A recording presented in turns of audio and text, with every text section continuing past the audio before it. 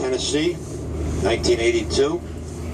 Shows the day 3 position for Archer's Brigade when they participate in Pickett's charge. And no, Archer did not use bow and arrows. Now, if you look between the two lines, the distance are just under a mile. Appears gently rolling. But notice as we go a bit further south here, we're heading into a pretty deep little swale. If you wanted to sometime, you can walk between the two lines. And there's a couple of places where you get almost as deep as we are here heading east. And what that means is the Confederates, as they're advancing, are going to have some limited protection. Because in those days, artillerists would only fire at targets they could see. Didn't use forward observers back then. Thought it was a waste of ammunition. So some limited protection for the Confederates as they're advancing. Coming up on your left, the first Confederate State Monument, going up about 101 years ago in 1917. Leon Traveler, his favorite horse. It's getting a bit of a facelift. The sculptor who designs this will study the skeleton of Traveler in an attempt to get it as accurate as he could. Historically, it's in a good place because we have accounts of Lee for a time on July 3rd, which is the day of Pickett's charge, out at what is known as the Point of Woods, where you can see that trail heading in the distance. And the aiming point of the July 3rd attack be that clump of 5 or 6 trees that you see to the left of the obelisk monument. That's the aiming point of Pickett's charge. Now, in the front of this are 7 Virginia soldiers. The models for these are all grandchildren of Virginians who were in the Day 3 attack. The only thing they didn't get from what they wanted was the Confederate battle flag. Even in 1917, it was controversial. And that's all I intend on saying about it. Lee had been offered command of a part of the Union Army at the beginning of the war, but turns it down, largely because he believed he could not fight against his native state of Virginia.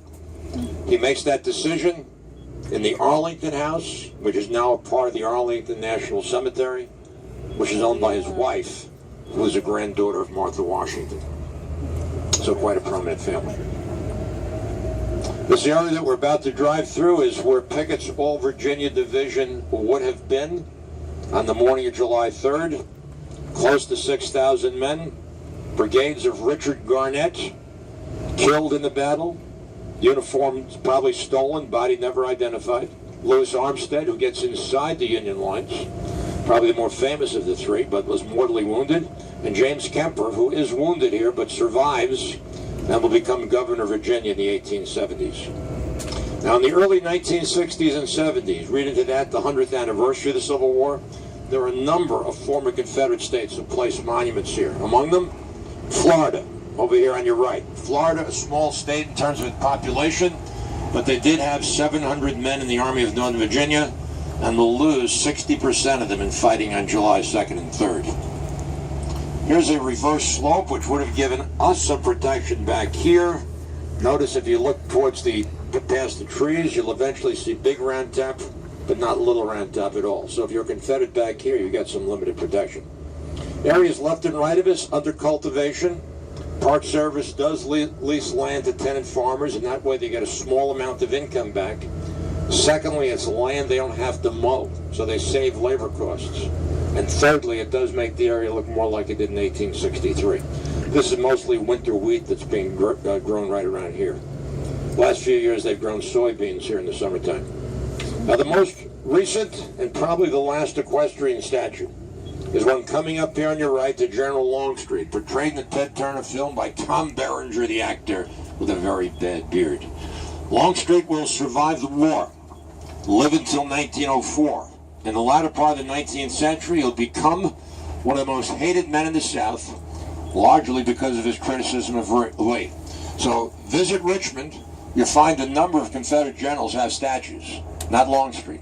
But there is one here for him in the Yankee state of Pennsylvania, although it's only been here for 19 years. Longstreet on Hero, designed by Gary Castile.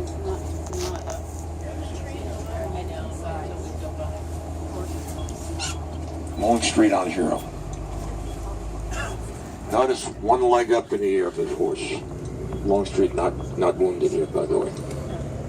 It's Gary Castile's way of breaking the myth of what the horse's hooves mean here. I'm surprised I haven't gotten that question yet. Okay. It's a myth. Yeah. talking about Gettysburg only now. Yeah. Garnett does not have an equestrian statue, you know. Now, coming up on your left, a couple of much more modern-looking Confederate state monuments. This first one, Louisiana, goes up in 1971. Shows a dead artilleryman on the base being hovered over by a female figure who represents the spirit of the New South. We have some people here from Mississippi, don't we? No? Is that the other bus?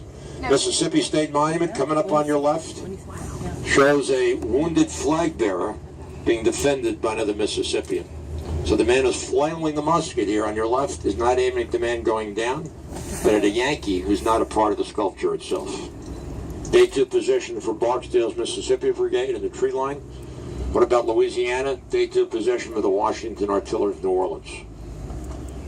Okay, we're going to be crossing the Wheatfield or Millerstown Road as we continue down the Confederate line.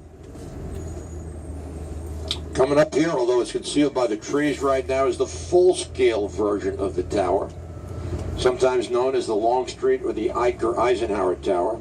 Longstreet because his headquarters marker is coming up here on your right, and Eicher Eisenhower because once we pass the trees here on your right, you can see a part of the Eisenhower farm.